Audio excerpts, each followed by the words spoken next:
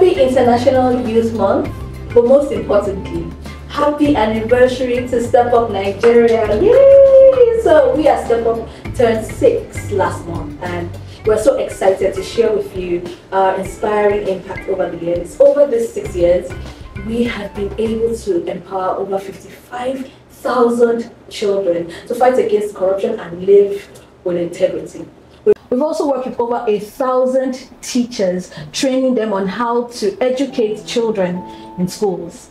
Now we understand that we cannot just work with the teachers and the children, because what they learn at home is even more important. And so we've worked with over 800 parents to teach them how to instill these anti-corruption values to their children at home. That's not all. We've been able to distribute over 65,000 anti-corruption books to children, schools, and school libraries. We've also worked with 690 first-time voters, because we need them to understand that their vote is important. We cannot allow them to sell their votes, and now they understand that with their votes they can demand for better services. What is our goal? It is really to raise a generation of people who will shun corruption and live with integrity.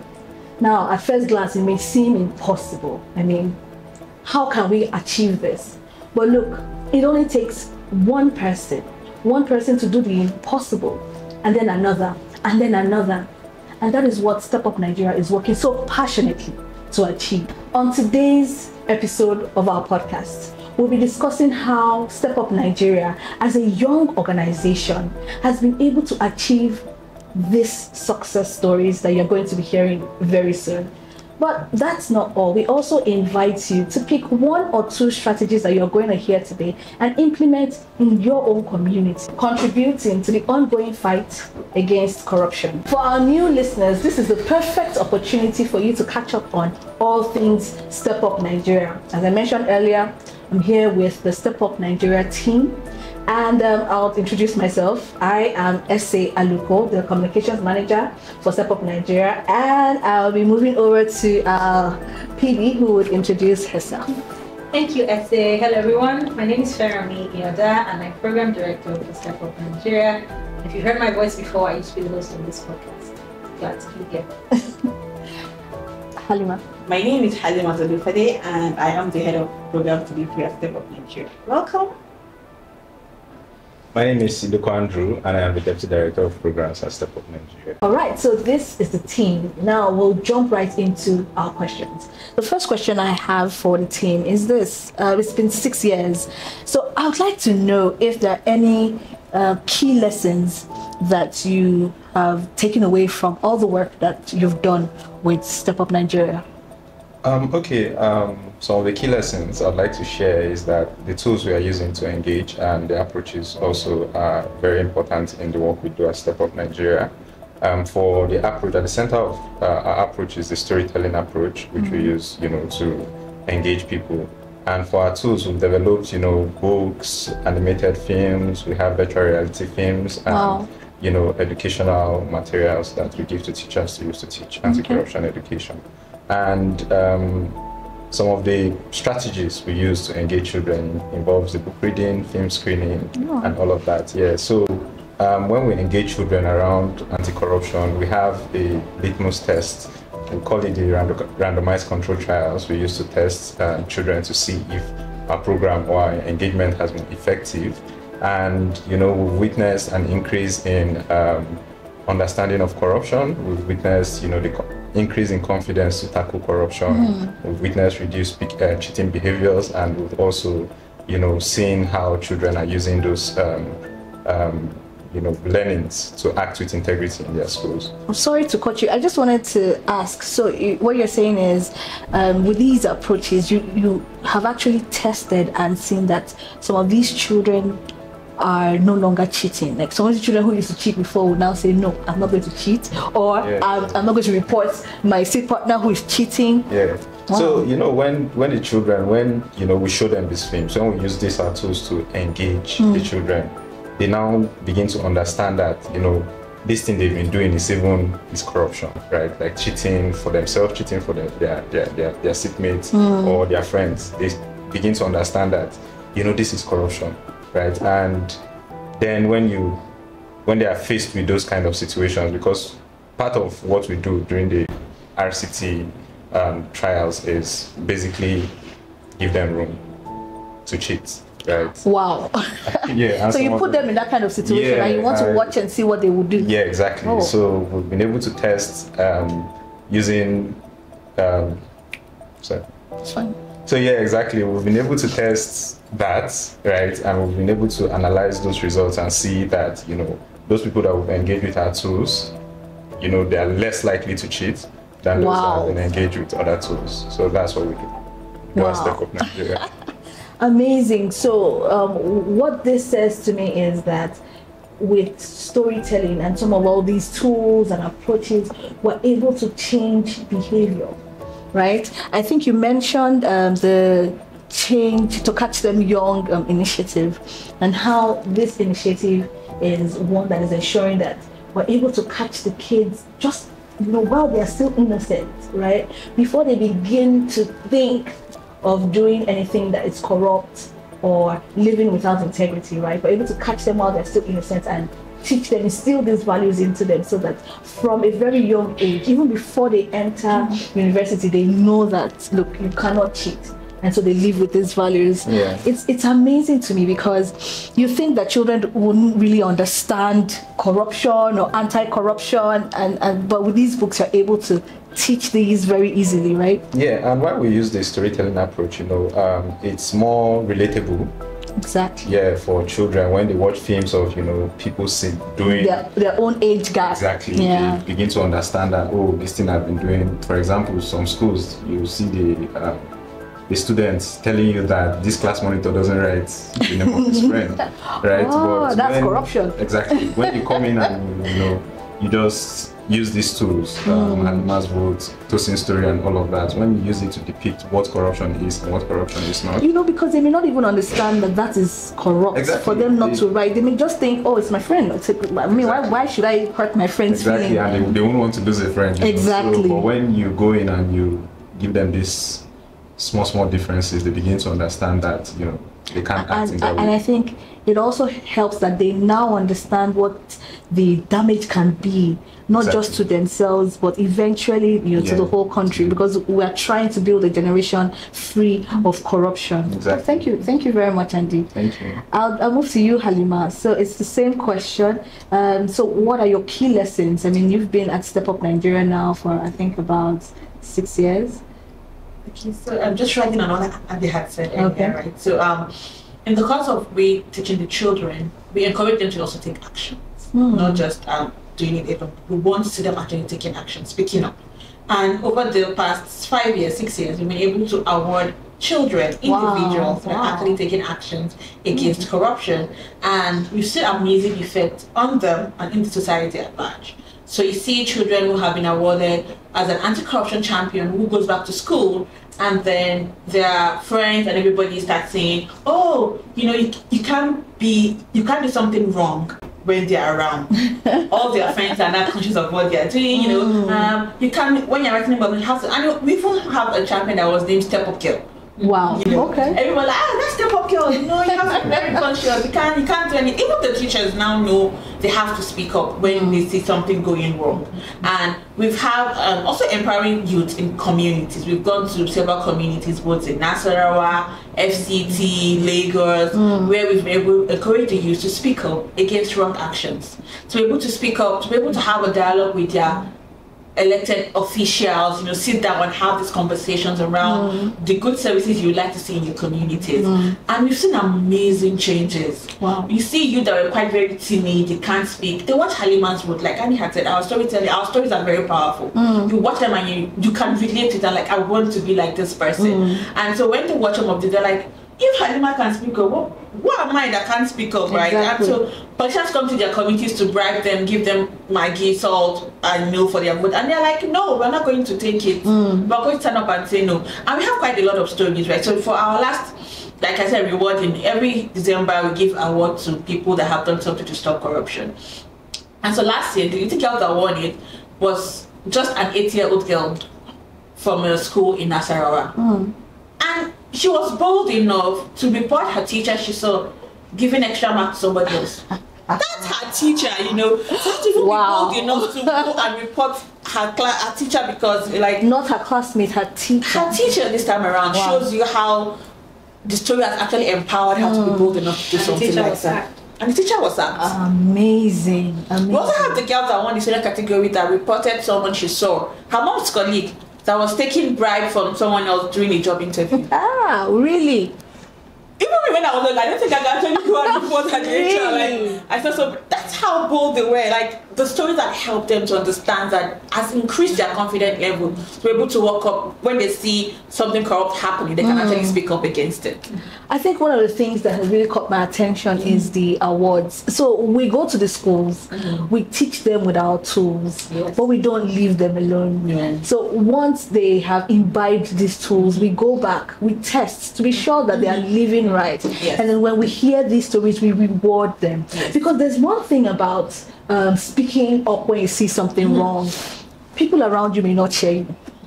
People around you may make you feel like you are the one that's doing the wrong thing. But when you have an organization like Step Up Nigeria who is giving you an award to say, well done, you've done well, you know, it helps you, it encourages you, and it makes you kind of cool, you know, because when you come to school and you're like, I have an award, and also have the corruption champion, exactly, you know? So it all makes you cool, you know, it makes you look really cool with your friends. I know. And now we're making anti-corruption cool, you know, and not the other way around. Yes, because, you know, even when people know they get rewarded, and that's one of the teachers had mentioned, that in her school, the reason why children are also mostly behaved is because that's Julius, because, you know, now they have a rule. They have like a list. If you know you want to go for step up event, you have to be well behaved. Nice. So everybody's eyeing the girl that has been attending this event. She attended like 2 and they're like, no, we don't. I want to beat her, so I'll be the one to attend the next event.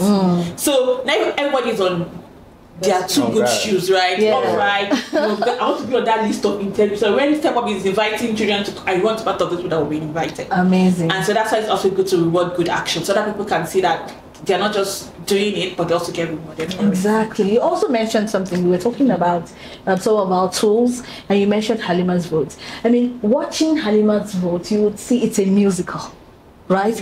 And you know, I was blown away. In fact, if you haven't seen it, I implore you right now, well, not right now, we were done with our podcast, I implore you to go and take a look at it because it's so interesting. If you have kids around, you don't really want to watch it because the songs are beautiful, you want to sing along, and it also teaches you to speak up when you see something wrong. Thank you very much, Halima. So I'll move to you, dearest PD. She said I'm dearest PD, so permit me to give you guys 3 lessons. And it's also because I've been with Step Up Nigeria the amount of 6 years that we've been working, and of course the lessons change from year to year, but overall I would say 3 things: empowering, collaborating, and collective action. I'll start with collaborating, and just like you said at the beginning, it's sort of an ecosystem that we're trying to build. We realized to change behavior is difficult, and we've been asking ourselves the question: how many doses of anti-corruption medication, for example, would a child need to change behavior? So if you have malaria, you have to take malaria medicine 3 days, you know. And we use this term at Step Up, which is vaccinated children against corruption. Now we've asked ourselves, how many doses will a child need to see that long-term behavior change? That's one of the things both Halima and Andy have mentioned are part of this process, including the engagement we do in their schools, and of course the tools, the storybooks, and the films that we've created. But, you know, secondary to that, we also thought we have to influence all the spheres of influence, right? So we started training teachers who now train children on anti-corruption values and education in the classroom, using social studies, civic education, moral instruction, English language, and other kinds of topics. And then we also thought it was important to build integrity cultures in schools, so we launched our school certification program. Now the lesson here is that collaborating is important to change corrupt behavior. So if we want to see long-term change in the next generation, if we're going to build those future leaders who act with integrity, then we have to build that collaboration. So it can't be parents working in silos, like you said. My parents are working hard at home, don't steal, don't cheat, you know, don't lie, but you go to school and your teacher is cheating and stealing and lying. Or vice versa, you see favoritism in your school, you copy bad behaviors, when you get home, mommy's like, I'm going to pay for that special center for you to go and cheat. So there needs to be that collaboration. So what we're trying to do is to link the parents, PTA sessions, the teachers, and then the school owners as well, to build that holistic culture of integrity using tools like our storybooks and films, so that the child's life is bombarded, integrity, anti-corruption, left, right, and center, like that becomes their thought process because they are going throughout their environment. So collaborating is one. One of the ways we've done that is getting approvals from the state level, either basic education commissions or quality assurance authority or education resource centers, basically the bodies that review, curriculum content. And a lesson that we've learned there is you're going to have to collaborate with government. It requires that collective action. So there's that give and take part of it. And so we have our books approved in 6 states over the last 6 years. So congratulations to us. That's amazing. I think that deserves 6 states are beginning to teach anti-corruption education. Wow. And now we have a coalition, a partnership between the Universal Basic Education Board, State of Nigeria, other civil society, and the ICPC, which is a coalition towards instilling moral regeneration and anti-corruption values in schools. And so we really do, again, South Nigeria can go to every single school or every child in Nigeria, but the government has a wider reach. The media has a wider reach. We have, other associations like AFED, who we've also worked with, who has over 24,000 low-cost private schools across Nigeria, where we've decided to do an integrated curriculum to teach anti-corruption. So that collaborating with diverse stakeholders across sectors can also help us to build that holistic ecosystem, integrity ecosystem that we're looking for. And then empowering, and I'm building off Halima's point on rewarding. And we look at communities. A lesson we've learned is that communities have the power to change Nigeria. I don't know that we truly understand this. That if everyone in the community wakes up and says, no more, and we've seen this happen, I think that's the biggest lesson from our last year, is that communities are powerful and we're sleeping on them. Communities are sleeping on themselves. We've learned that if we can empower the youth and the women, not to sell their votes, but to use that as a bargaining tool to exchange their votes for good services, communities can actually receive the service delivery that they lack. So we have communities in Nasarawa State, for example, Aguji community, where they've gotten access to clean water, access to power, and supplies for grinding machines to empower the market women to get some additional funding for the community as a result of this advocacy. And so I think if you're working in the civil society space, empower communities. If you empower communities, you empower Nigeria. Amazing. So if you empower communities, you will empower. Very strong point. So don't sleep on your community. I mean, try as much as you can to wake your community up so that we can do more, because this is not something that only one person can do or only one organization can do. You have the power to pull your own weight, in this fight against corruption. Thank you so much, Fermi. That was, your points were really, really solid. Now to my next question. And I think I'm going to start with Halima here. So it's, in your opinion, what was your most challenging initiative and why? I'm sure you can think of many, but let's start with one. Okay. So I would say the most challenging initiative has been the first time with that integrity initiative. Wow. Because, last year was general election. Yes. Election was around the corner, and we're trying to change the behaviors and attitudes of people around. Do not sell your votes. And you know how it's people already, it's what they're used to. Politician comes in, they give them money, give them gifts, and they take it and they sell their vote because they think, I won't see the politician again in the next 4 years. So let me just take what I can take now, and then when they come again next year, I'll take what I can take and all that. So it was quite difficult for them to understand that, irrespective, do not sell you, because you might think, 4 years, and then when they come back again, but you won't see the change you need to see in your community. And like I mentioned earlier, right, when you empower your community, you can change the whole of Nigeria, because we have communities who have been able to use the power of their vote to ask for better transformers in their community. Now we say at Ajegole, they had a conversation with their politicians and they got their transformer fixed, and they have lights. We have a community that actually booed away a politician. Tell me about that story. Okay, so we just finished exercising for them to understand the power of their vote. They just finished watching Halima's vote, right? And now they understand how one person can stand up against corruption. And then the incumbent person just drove into the community. And as usual, he came with his gifts, rice, and all of that. And it was about, they went to the village head and it was about sharing it and all of that. And the youth were like, hold on. Let's hear what you have to do for us. What do you have in mind? What are you going to do for us? The bridge you just passed through is almost collapsing. What do you intend to do for us? I'm sure he was really shocked at that. He was like, He never expected that. Of course. And because he was shocked, and one of his entourage thought, you're disrespecting our... Because you're asking a question, a very valid question. And then he slapped one of the youths. Wow. And that was how the youth started. We just started a song. Like the song in Halima was, we know on your rights, we know on your money, waiting we want to, our water waiting we want to, a clinic and school. And they just started singing it. So they switched water clinic for what they had wanted in their community. And they started singing, they were shouting, like the women, the youth, the children. And he felt really ashamed that he had to drive off in a haste. I'm having goose pimples while you're telling the story. So that shows like it was a challenge for us to be able to get them there, for them to actually understand how powerful. But that one experience, for the first time in that community, the women voted by themselves. So like that's just one community. It was quite challenging in the beginning to get them to understand why they should do so, because they were like, we don't see them anyway, so let's just take one. But we're able to let them understand. And when they saw what happened with the politicians, they now understood how powerful they are, and the community started understanding how they need to, do better, and that led to them for the women voting by themselves for the first time. Wow. I hope you can grasp just how important that statement is. Change your community, change Nigeria. And this is just one community that got in contact with Step Up Nigeria, where we were able to teach them the value of their vote. And they were able to make better bargains. So rather than just collect that rice or that beans, not even a bag of beans, maybe Maggi, salt, pure water, rather than take that, they decided to fight for what they really need: lights, good roads, water, and they got what they asked for. Amazing. Thank you so much, Halima. I'll ask you, Andy, can you tell me what is your most challenging initiative that you have engaged in at Step Up, and why you think it was really challenging? I'll say, the children engagement as part of the Catch Them Young initiative. Okay. You would think, we want to go to school and teach people something good. But when you get there, you see that... welcome. Open the gate for you.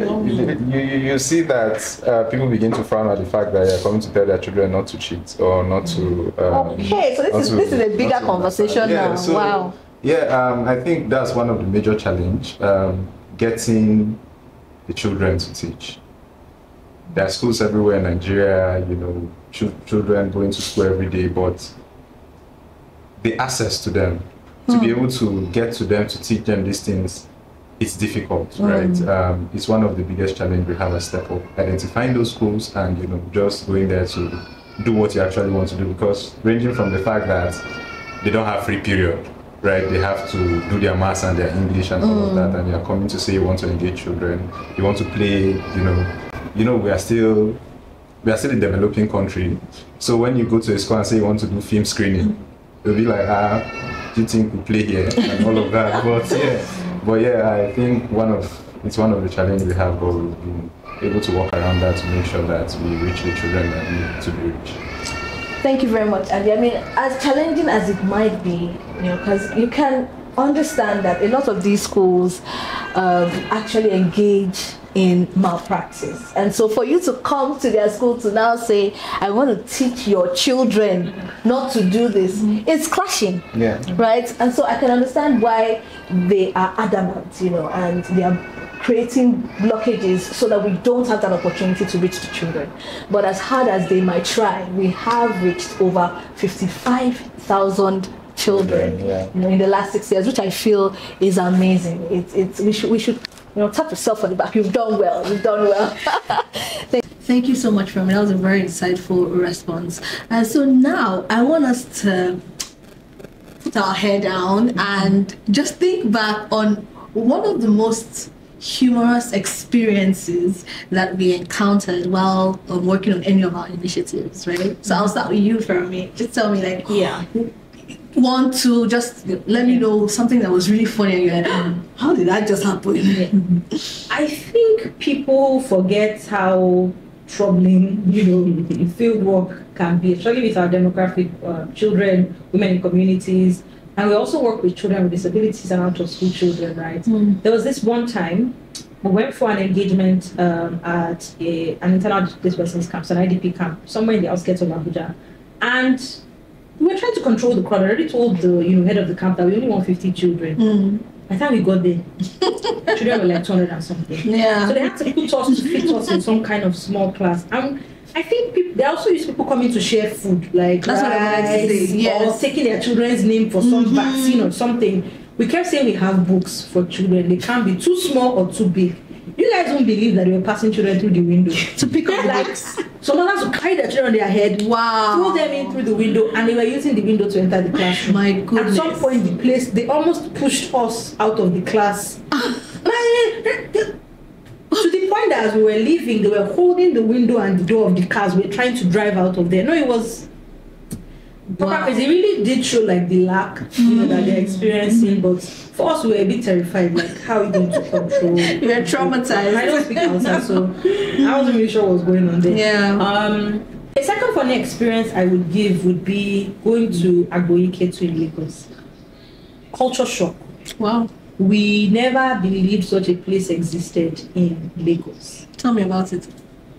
So it's not like Makoko that houses are built on the stilts, but like the entire community experiences a perpetual flood.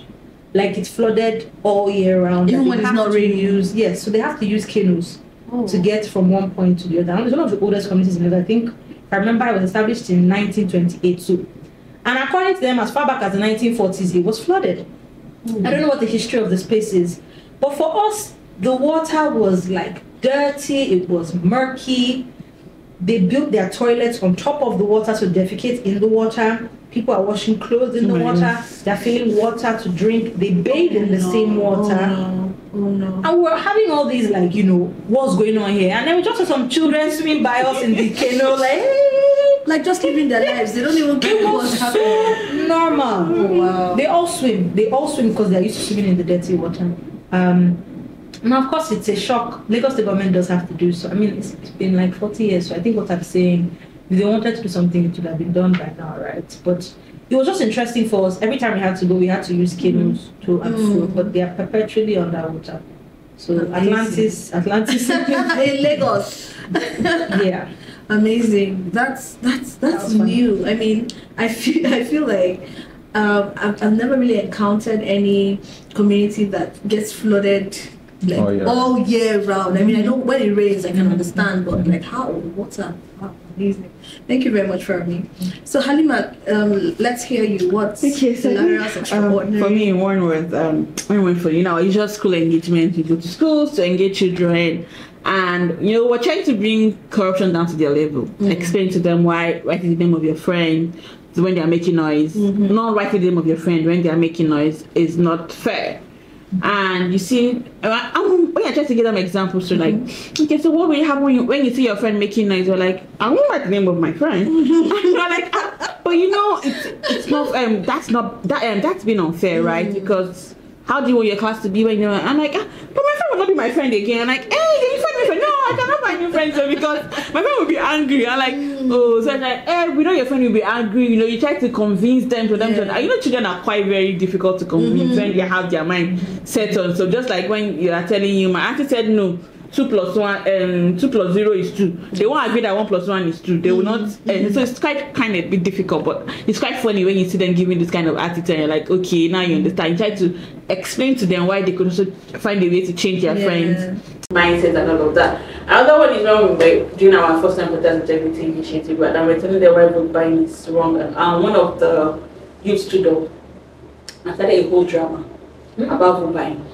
And like just took the whole class from us in the middle of the session. While you guys were teaching. We're still teaching and he was like, and we're like, okay, I was like, I have a question. We're like, okay, what's the question? And the next thing got to the mind and started saying, when you come to the voting booth and you be line up, I'm like, okay, do you want to be the teacher now? Because it was like, but what was he saying? Was he trying to explain better, maybe in their own language so they can understand it better? I guess he just wanted Yes, it's time in the spotlight. I totally Okay, yeah, it's my time. His day in the sun, and he got what he most wanted. That's quite hilarious. Andy, any extraordinary experiences? You're laughing already, so I want to believe that it's very funny. I spoke about teachers or headmasters or school heads not giving us access to schools. But one time we were properly chased from the school after we went for advocacy. We were chased from the school. Yes, we went for advocacy. Everything we did to get into the school, explained to them, went not once, went not twice, to explain that we are coming to teach children anti-corruption education. And they gave their permission. And they gave their permission. And they gave you a date and a time. Exactly. Okay. We got there and we came. I was in my fine boyish shirt with my colleagues, and we went inside, started engaging. The woman came and did us. We're like, oh, we still have time. We usually take 40 minutes and all of that. And the woman properly chased us from the school. Let me just cut the story. No, she took our books, threw them outside, because I don't. Right, so thank you so much, Andy. Now to the final question. I want to know, how can anybody who decides that they want to be a part of this movement, what are your final thoughts on how they can actually join us, in the fight against corruption?